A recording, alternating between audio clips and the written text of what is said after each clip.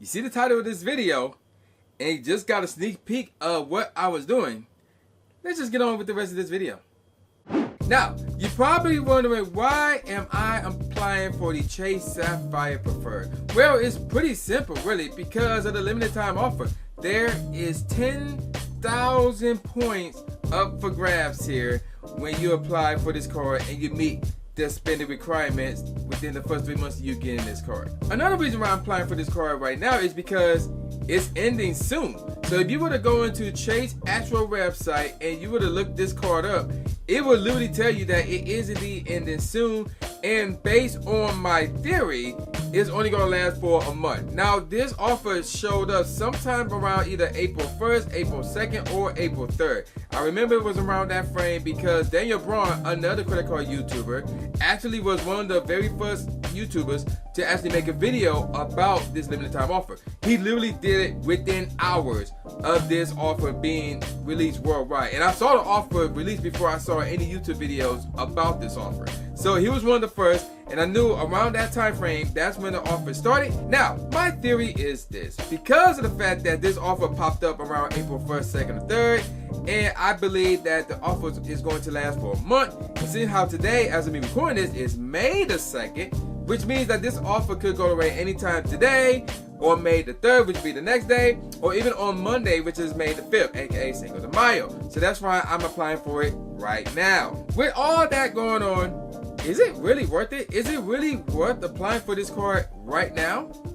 And let's talk about that real quick. So again, the limited time offer is this.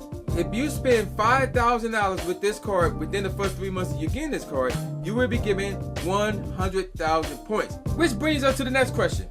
When is the best time to apply for a credit card that have a limited time offer? So you don't want to just straight up rush in and apply for this card. You want to make sure that you have all your bases covered. So the first thing you want to pretty much take care of is whether or not you actually have the money to take care of that welcome offer. Because remember, they're not just going to give you 1,000 bonus points just because you was approved of this card. You literally have to spend money with this card, and they want you to spend a lot of money, $5,000 within 3 months. So in order for you to go for a credit card that have a limited time offer, you kind of need to have the money before you can get this card. Because remember, this isn't a starter card. This is a mid-tier credit card, or we could be talking about an upper-tier credit card, whatever the case may be. And that means you will not get an opportunity to have 0 APR for whatever period of time like you would with a starter card. So once you use this card, you got to pay it off as soon as possible. So once you spend $5,000 with this card or whatever card that have the limited time offer,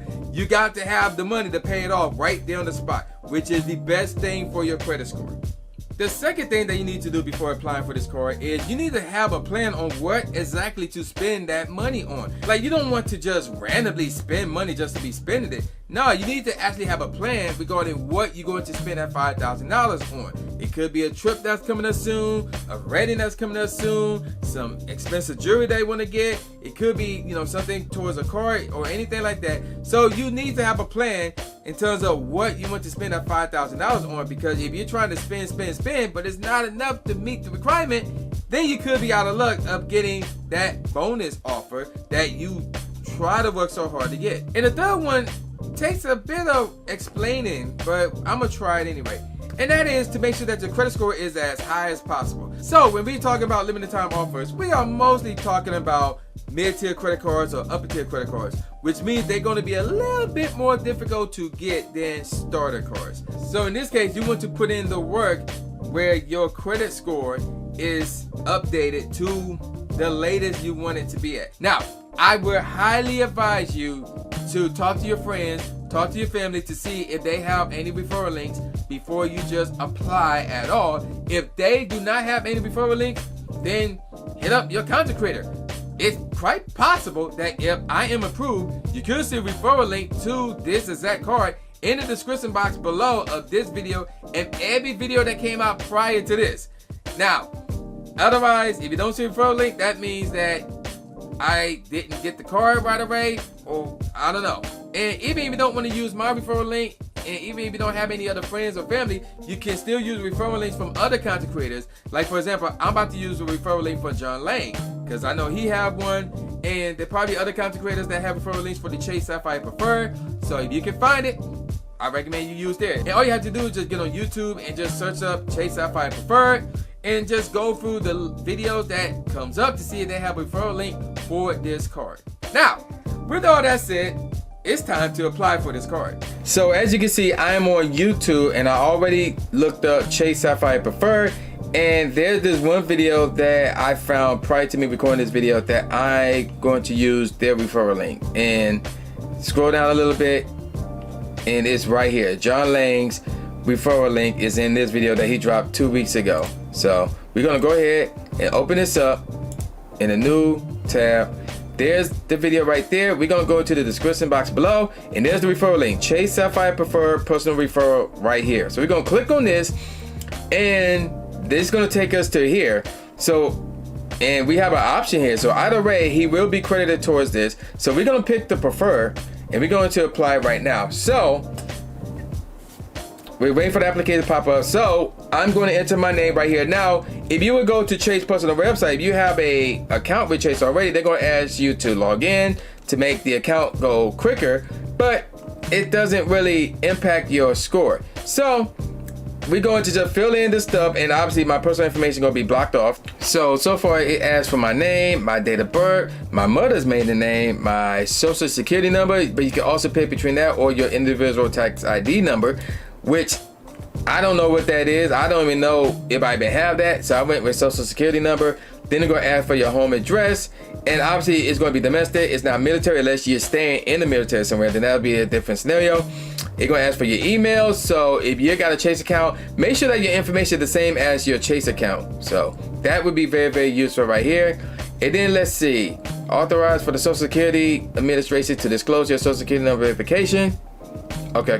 So we're going to check that. Financial information, we're going to say other.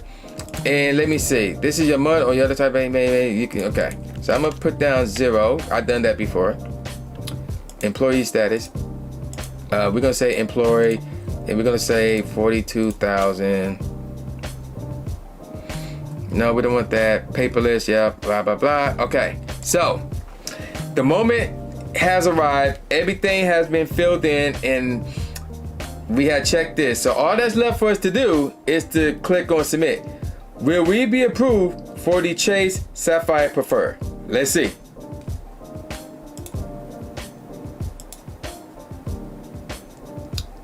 Look, I got my finger crossed. Let's see what happens.